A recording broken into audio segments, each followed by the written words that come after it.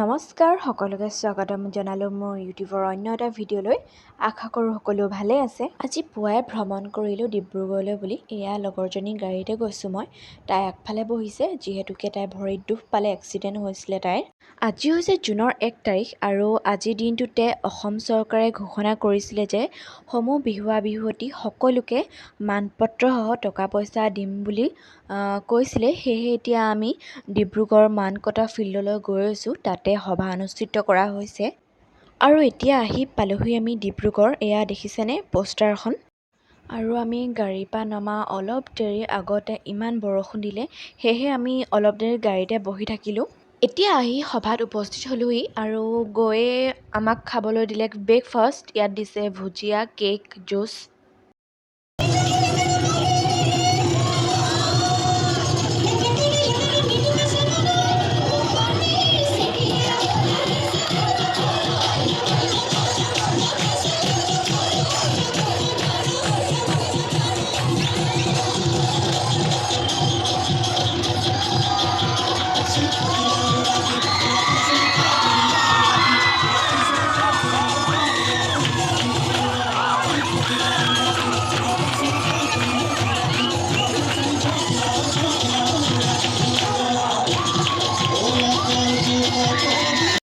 এতিয়া বৰ্তমান CM উপস্থিত হ'ল আৰু সভাও আৰম্ভ হৈছে। সেয়েহে এতিয়া জাতীয় সংগীতটো আৰম্ভণিতে গোৱা হৈছে।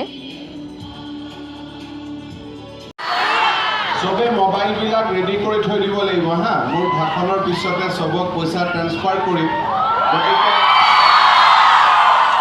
কাবাৰ একাউণ্টত এতিয়াই সোমাব আৰু কাবাৰ ঘৰত গৈ পাওঁতে সোমাব। ঠিক আছে, কিন্তু মোবাইলটো চাই থাকিব লাগিব, হ'ব? আমি আল্টিমেটলি পইচাটো পাম বুলি ভাবিছিলোঁ নে নাই? কোনে ভাবিছিল? চাওঁ হাত ডাঙৰ। আৰু কোনে মনত ভাবিছিল যে চৰকাৰে এনে কৈছে নিদিব আৰু বিহু হৈ গ'ল বুলি? ফাইনেলি এতিয়া কষ্টৰ ধনটো সোমাইছে। যাৰ যাৰ একাউণ্টত পইচাটো সোমাইছে সকলোৰে নামসহ পইচাটো দেখুৱাই দিয়া হৈছে স্ক্ৰীণত।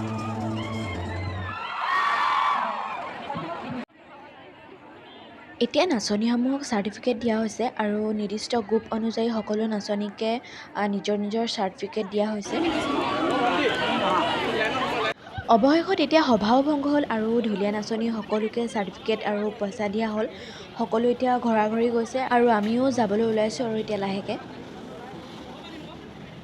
এতিয়া ডিব্ৰুগড়তে লগৰজনী মাকে কিবা এটা খাই যাওঁ বুলি হোটেল এখনতে সোমালে আৰু আমাক দিয়া যোনটো পেকেট লাঞ্চ সেইটো খোৱা নাছিলোঁ, এতিয়া খাই লৈছোঁ আৰু ইয়াতে।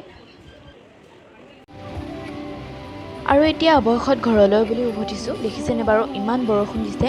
যাওঁতেও বহুত বৰষুণ পালোঁ, এতিয়া ঘূৰি আহোঁতেও বহুত বৰষুণ পাইছোঁ। আৰু এতিয়া আহি ঘৰ পালোহি।